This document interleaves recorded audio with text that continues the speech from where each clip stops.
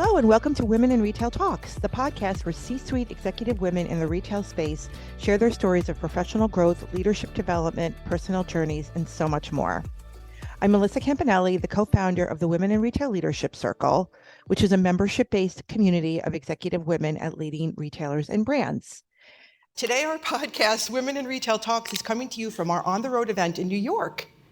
And joining us today for this live discussion and fabulous conversation is Shawn Outler, the Chief Diversity Officer at Macy's and one of our 2023 top women in retail. So we're so excited to have you here. Thank you. I know, she's been tasked. I know. Looking glamorous. Oh, thank you. But I'm going to tell you a little bit about Shawn before we get started. So Shawn's a Queens native. Anybody from here from Queens?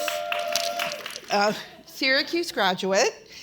She started her career as a buyer at Lord & Taylor, and you climbed to a divisional vice president role, but then you joined Macy's in 2009, where you were group vice president of multicultural merchandising and vendor development. And in 2011, you launched the workshop at Macy's, which I'm sure a lot of you know, which is an amazing vendor development program, and it's aimed at elevating the next generation of diverse merchants and vendors.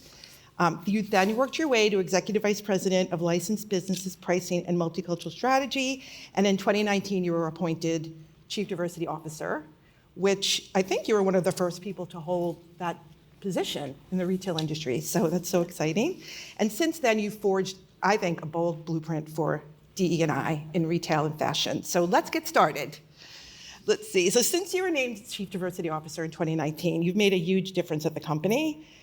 Can you just tell us some of the programs and initiatives that you spearheaded and to share them with the audience? Yeah, well, thank you. And thanks, everyone, for inviting me. I appreciate that and looking forward to the conversation. But to get back to your question, when I was asked to take on the role in 2018, our CEO, today, Jeff Gannett, really made it a bold mission of his. And it was something that he said his legacy was going to be built on. So I took it seriously. Wow. And so I had spent 25 years in the business and brought to the role a lot of, business knowledge, not only about the business, but also, understanding how to tap into the leaders and the different functions. Because those are going to be the folks who are going to really bring all of the initiatives and strategy to life.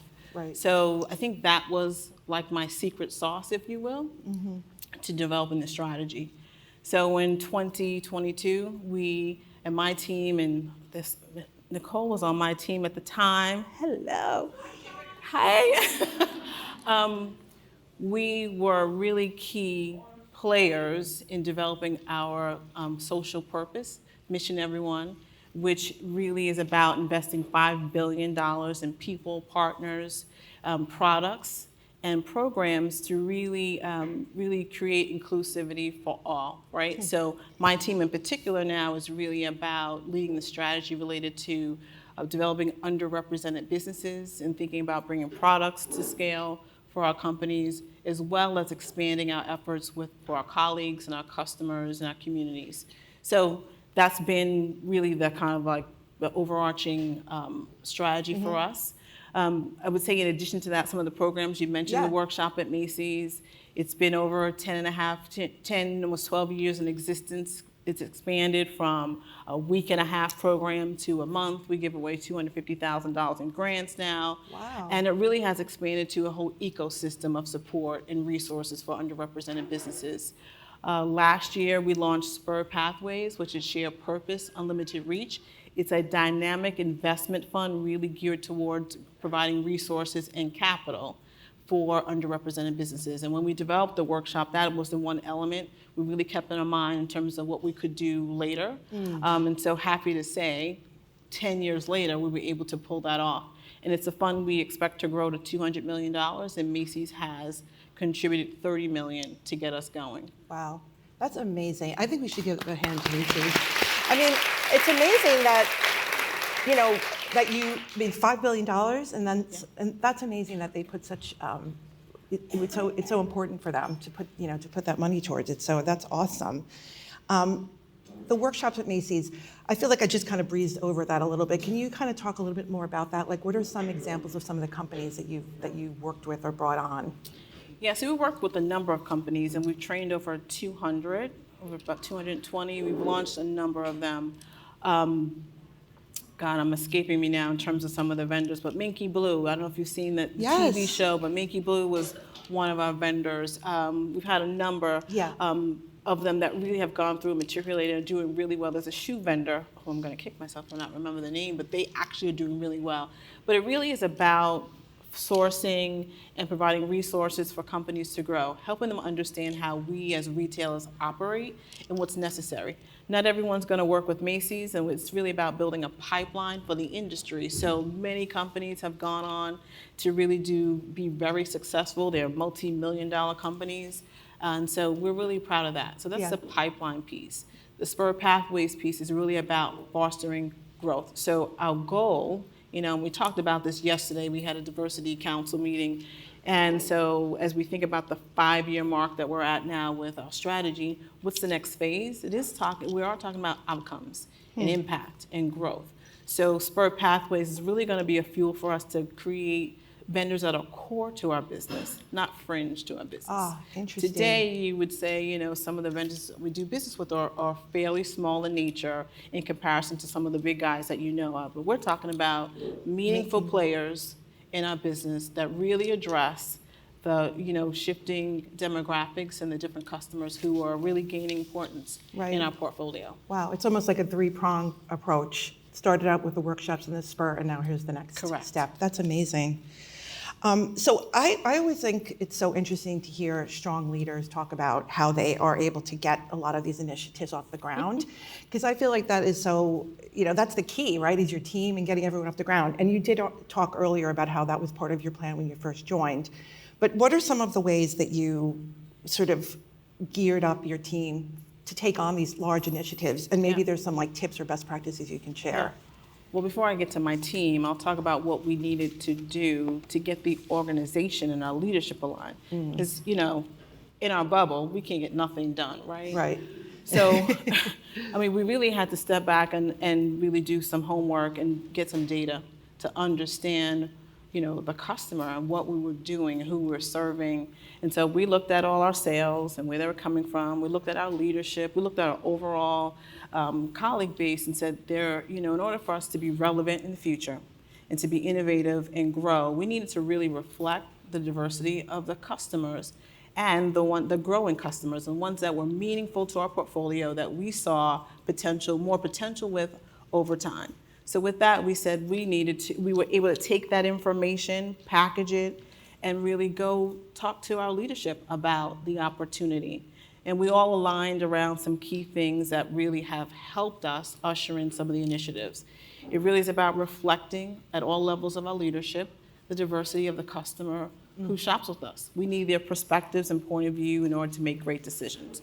We need to provide the products and services that best meet the needs of those customers, right? So we need products that we have to really go out and seek more underrepresented companies to help us do so.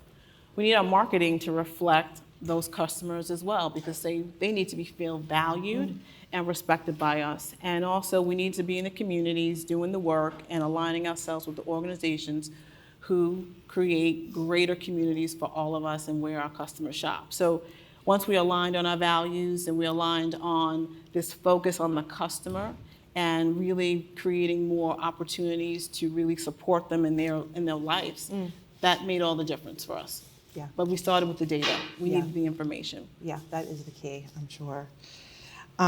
So in the past, I'm going to shift gears a little bit. Yeah.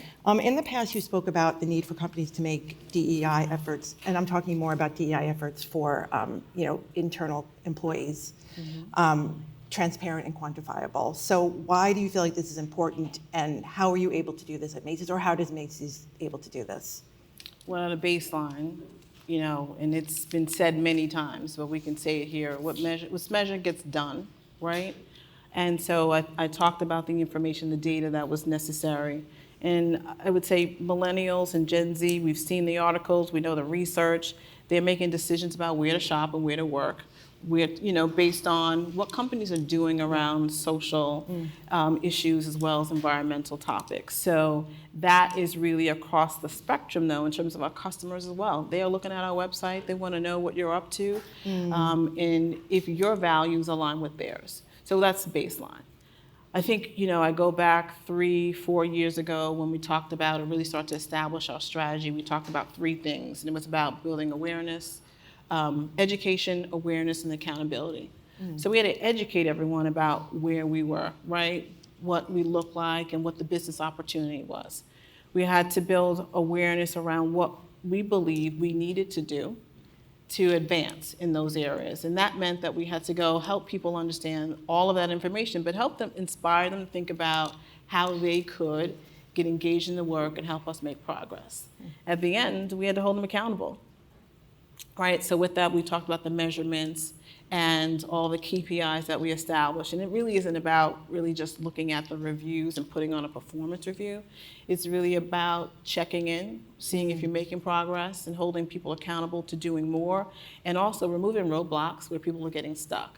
So last year, for the first time this year, actually, we published a DEI annual report that really showcases, highlights the entire journey, what we've been doing for the past 5 years, where we are, and it gives you a glimpse into where we're headed. So I think sharing that publicly, internally and externally, is really critical for success. And you also align everyone around the goals and the objectives. That's super interesting. Again, it's about being organized, having data, being able to make your point. Yes. So another question that I have is, I think allyship comes up a lot. Do you have any advice for people looking to be allies for DEI? Yeah, I was just talking about this the other day with my team, and it was a word that was thrown around a lot beginning in 2020 when everyone said they wanted to help. And I think meaningful allyship comes at the intersection of really understanding and educating yourself on what are the deep concerns and issues for a particular community or people, and really thinking about what you can do, how you can leverage your personal power or your brand to influence change. So questions to ask all of us is, have you done your homework? Do you really know about the deep concerns that are impacting this person or the community? And what can you do? And some of that work can be seen or unseen, but what are you capable of doing? What are you willing to do? And I think the last question that I would ask is it for the short term? Right. Or for the long term? Because many folks decide to be allies, and I'm not sure if they're still allies today. So I think there's something about being consistent, being present, really understanding, learning, and to really using your power to impact change, I think is really important. Yeah, definitely.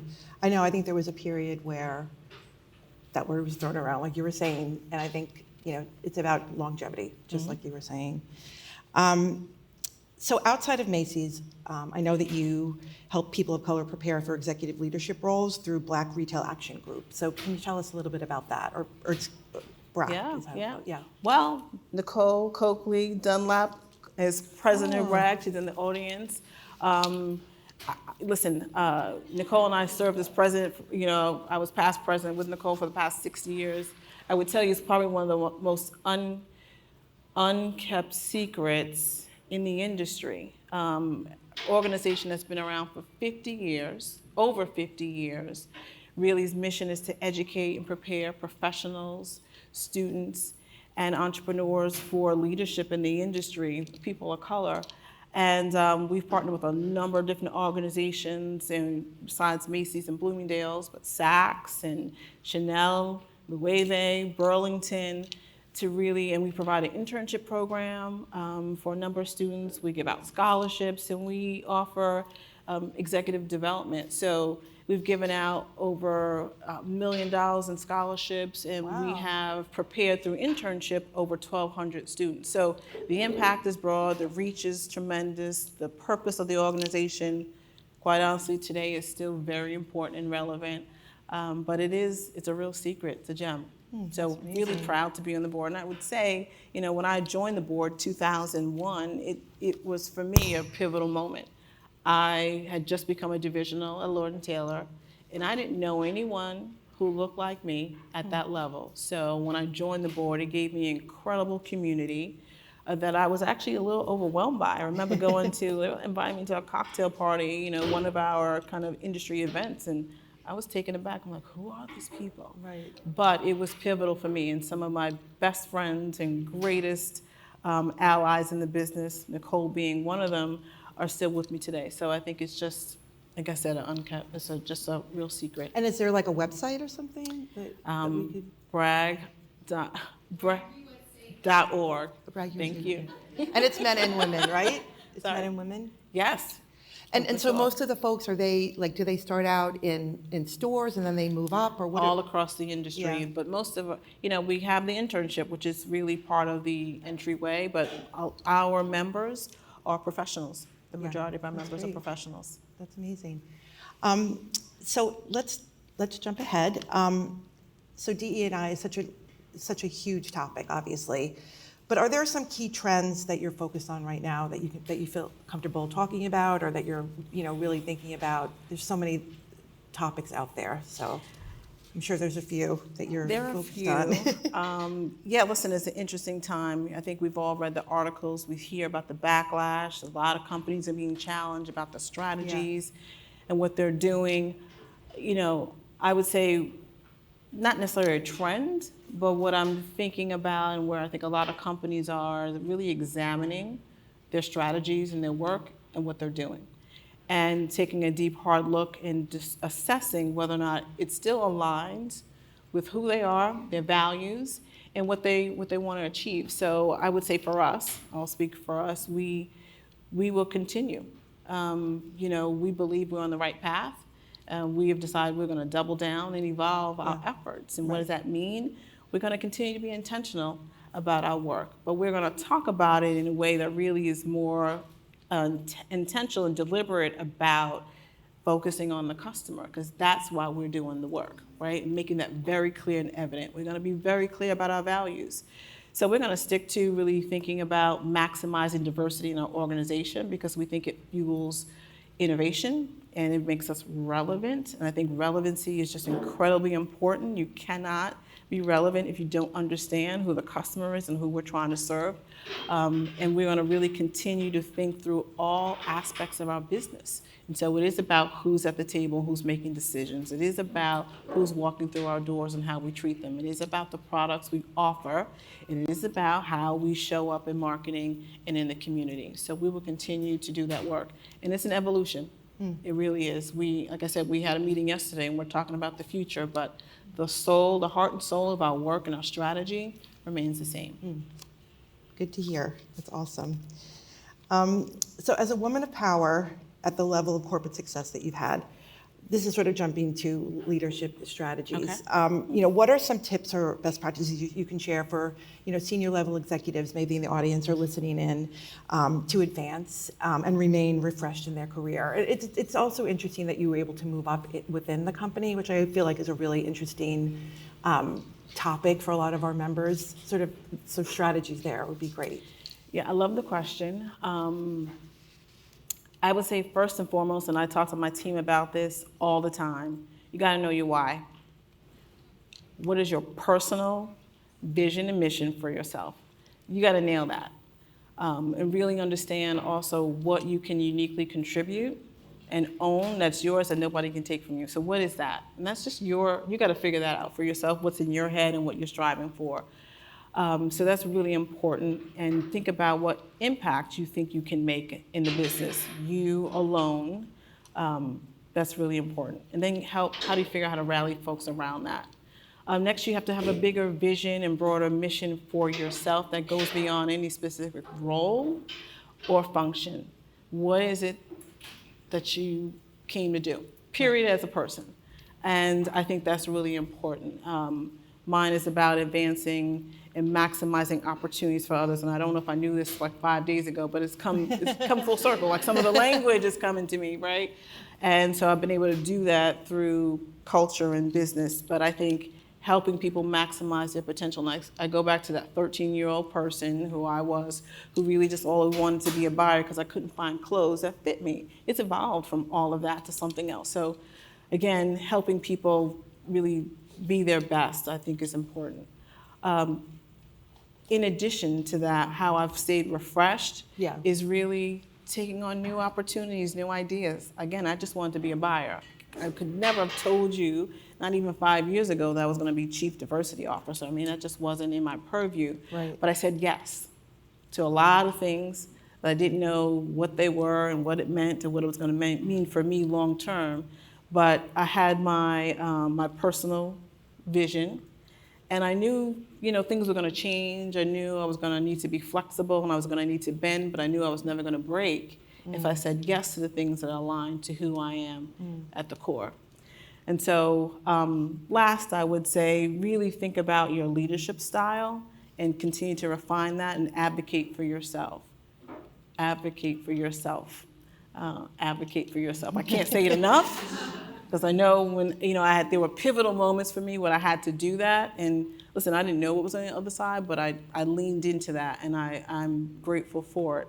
But the leadership style, I think, for me, it really is about, I think I'm strategic in a sense, and I love to create a vision and a bold idea. But I am a macro manager. And by that, I mean, I really select great people to work for me, who are whip smart, who are effective in what they do, who I trust and I empower to go think of their own unique way to deliver on their vision. I don't need to be the person, I don't need to own it. I just need to help people as a consultant figure it out and stay on the right path. And so, I've been able to do a lot of great things, I think, throughout my career, and a lot of different roles and responsibilities. But really, in all of that, I've seen a lot of people level up and get a lot of credit for stuff that they really deserve because they did the work. So as I reflect on that, I'm really, really proud of that more than anything else, that I've seen people grow and put there, as I tell my team, your brick in the building. That's the thing that people can't take from you. Like, I put in the mortar, but they're the brick. They're creating the bricks. I like that. And yeah, that's been rewarding. That's amazing. Yeah, that is exciting to see people grow, that were under your that maybe you managed, and then to see them grow and move on. That's exciting. So we only have a few more minutes, so I'm going to do some rapid fire questions, which are always fun. So right now, what is your favorite app? Headway. What's that? So it's a app that has like little summaries of books, things that like about. Do you guys know it? Oh, well, great. I'm glad I could help.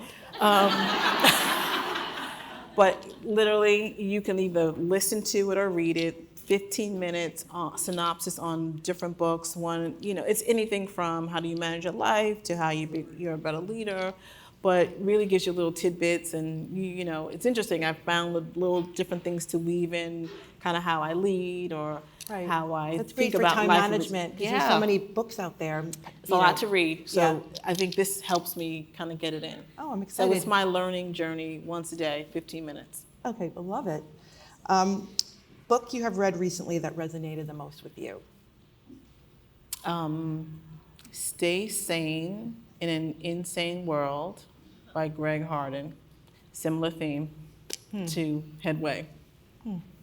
Has anyone ever heard that one? I So hope everyone's taking down notes the for this. author really trained and worked with a lot of athletes. Oh, Yeah, interesting. so just to get your mind right, get over fear, and work through things. Yeah. Yeah. Okay, besides Macy's, obviously, a company whose DEI work you really admire. I don't know if I have a particular company in mind. I'm impressed by companies who live their values unapologetically. Love that. We'll leave it at that. Yeah. And then lastly, what is your favorite quote? Yep. If they don't offer you a seat at the table, bring a folding chair. Shirley Chisholm, right? Love it. Well, on that note, I think we're we're out of time, but thank you so much. It was so great you. chatting with you Thank again, you. Shawn. And thanks everyone for listening, and thanks to our LinkedIn Live audience as well. So Thank you.